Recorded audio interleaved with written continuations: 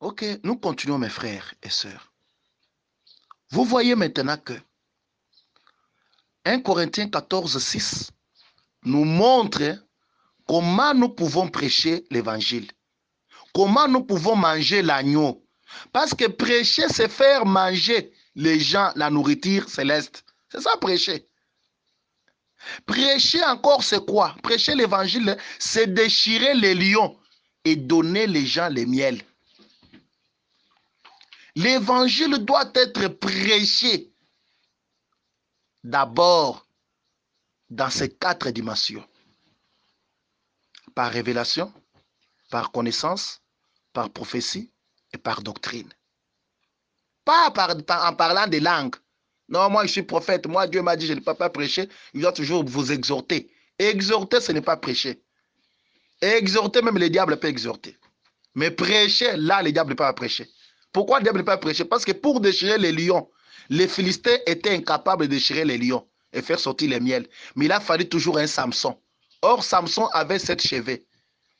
Et il avait l'esprit de Dieu. Il était loin. Alors, il a déchiré l'agneau. Et il a déchiré les lions. Et du lion est sorti le miel. Vous voyez? Il a déchiré les lions. Et du lion est sorti le miel. C'est ça, prêcher. Prêcher, c'est déchirer les lions pour faire sortir les gens les miel. Parce que les gens n'ont pas besoin du lion. Les lions tuent. Les lions, c'est les Écritures. Les Écritures tuent. Mais les gens ont besoin du miel. Miel, c'est quoi? C'est ça la révélation. C'est ça la prophétie. C'est ça la connaissance. C'est ça la doctrine. Faire sortir du lion. Lion, c'est Dieu le Père. Faire sortir du Dieu le Père le Seigneur Jésus-Christ qui est le miel. Vous voyez? C'est-à-dire les lions, c'est Dieu le Père. Il était lion. Le miel, c'est Dieu le Fils qui était l'agneau, le Seigneur Jésus-Christ. C'est-à-dire que du plus fort est sorti le plus faible. Le plus fort, c'était Dieu, le Père, dans l'Ancien Testament. Le plus faible, c'était Jésus-Christ qui était sorti comme faible.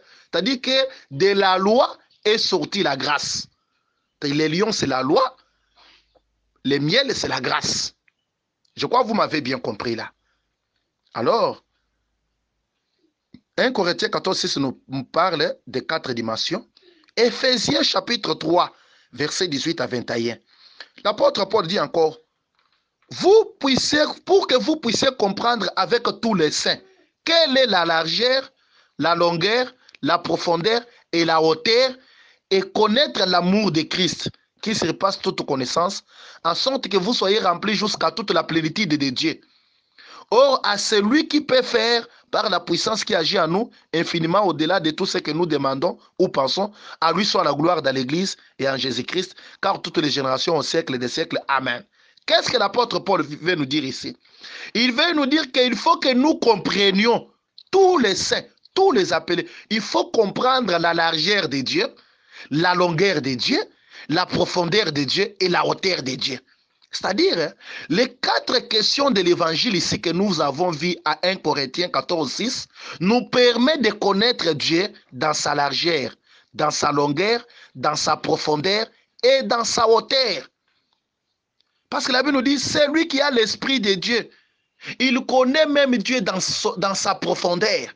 L'esprit de Dieu juge tout. Si vous regardez en Romains 8, je crois. L'esprit de Dieu juge tout, même la profondeur de Dieu.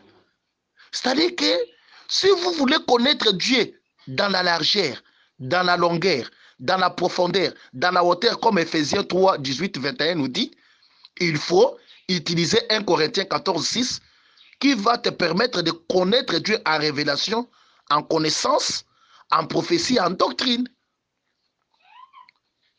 Que Dieu vous bénisse abondamment. C'est-à-dire, en utilisant les 4 questions de l'évangile, la révélation, la prophétie, la connaissance, la doctrine, nous connaissons Dieu, nous découvrons Dieu dans sa largeur, dans sa longueur, dans sa profondeur et dans sa hauteur.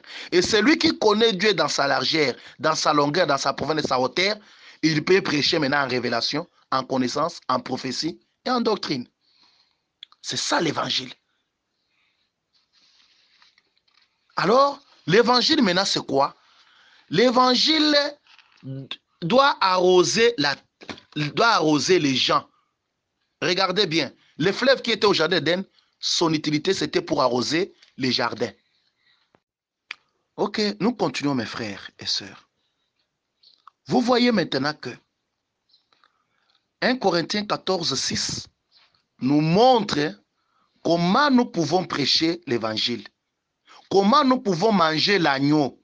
Parce que prêcher, c'est faire manger les gens la nourriture céleste. C'est ça, prêcher. Prêcher encore, c'est quoi? Prêcher l'évangile, c'est déchirer les lions et donner les gens les miels.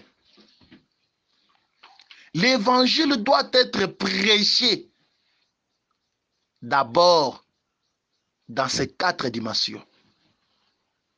Par révélation, par connaissance, par prophétie et par doctrine.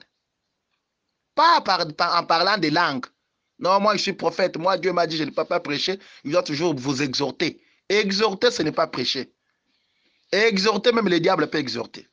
Mais prêcher, là, le diable ne peut pas prêcher. Pourquoi